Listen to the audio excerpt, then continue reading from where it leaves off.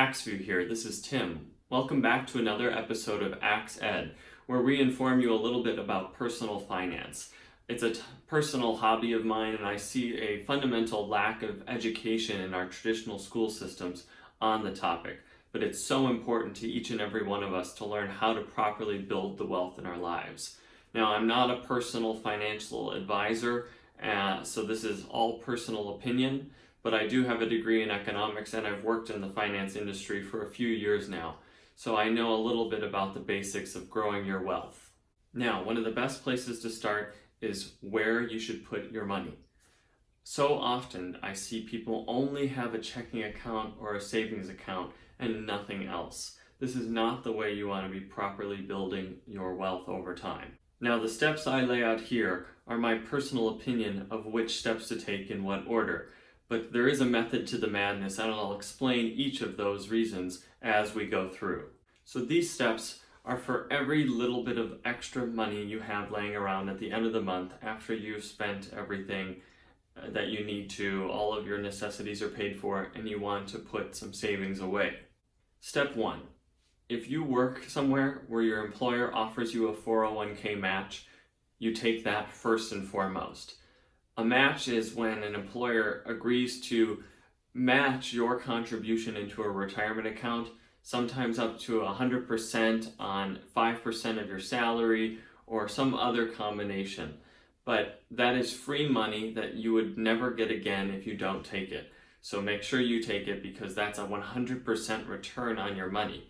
Yes, it's going into likely the stock market and subject to risk, but you're getting a dollar for dollar return often by putting your money into that 401k with your employer. Once you've met that match and nothing more, the very next place you go is paying off credit card debt. That's not paying just the minimum balance every month.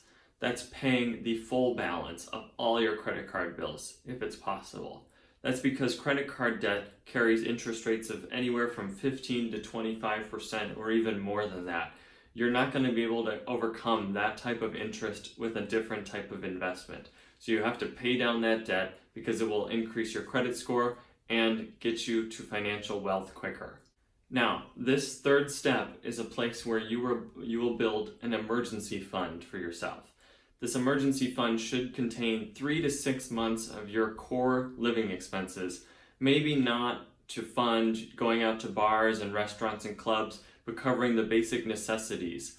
Why 3 to 6 months? Well, you could be out of work for 3 to 6 months in a recession, you could be in a medical emergency, or have to fix your car for thousands of dollars.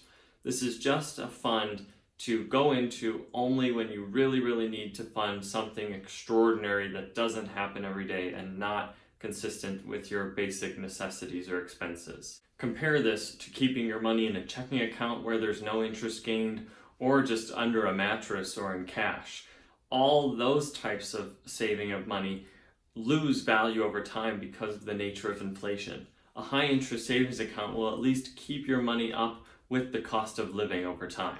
Similar to an emergency fund is the next step, a health savings account, which only some of you may be eligible for. You can learn about all the rules and details in another video I made all about this type of account. But if you have one of these accounts, this is the next place you want to go.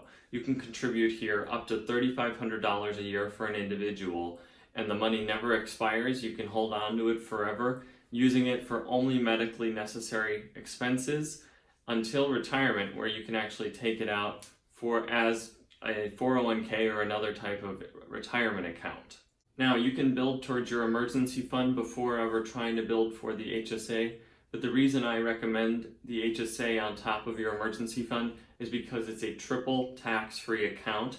That means there's no taxes on the money going in, no taxes on the capital gains in your investments, and no taxes when you withdraw money as long as they're for medical expenses.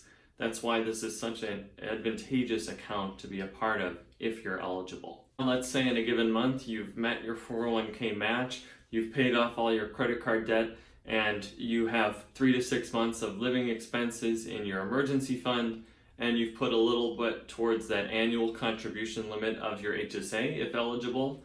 Then you go back to a Roth IRA, which is a type of investment retirement account, an individual retirement account similar to a 401k, but it's actually post-tax.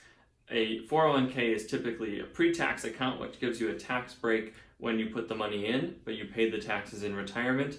A Roth IRA is something you pay taxes on now, typically when you have a lower income than you will in retirement, so that money can grow tax-free, and then in retirement you pay no taxes when you take it out. There's an income annual limit on that as well, but this allows you to have greater control compared to a 401k over where your money goes, what investments are chosen, and you can take out your contributions at any time. That's a very important point, because a 401k, you can't take out your contributions without significant penalties. A Roth IRA, you can take out exactly what you put in at any time. So this acts as somewhat of a savings account, but you really don't want to touch it so that it grows for retirement. But in the event you want to buy a first home or some other type of eligible expense, you can't take out everything for any reason, but you can take out your money for certain specific reasons that might help you out throughout your life. Look into the details of a Roth IRA, because there are specific stipulations about taking your contributions or the earnings or otherwise, but it is a very, very advantageous account. After that, if you've met your limit for the year and you still have money left over at the end of the month or the end of the year, you can return back to your 401k, which is a higher annual contribution limit. You can keep putting money there to build for retirement.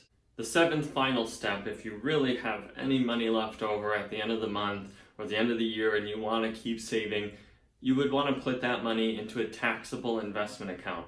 That's a regular account at any brokerage firm or many investment apps where you can invest into things like individual stocks, ETFs, exchange traded funds, index funds, mutual funds, things like that, where you would be able to take out your earnings and contributions at any time, but you would be taxed at a capital gains tax rate. That's a way to let your money grow over time, beating inflation, and not just having it sit under your mattress or in a checking account. These are the 7 steps you want to take to build your wealth. You don't have to take them in this exact order, and you don't have to focus on one and meet its annual contribution limit before ever going on to the next step. You can tackle many at the same time, but you want to definitely prioritize which goals you have and how you can go towards building that goal and achieving it in retirement and throughout your life, so that you're building your net worth every single year and you're escaping debt and growing that nest egg. Thanks for listening today. This has been AxeView.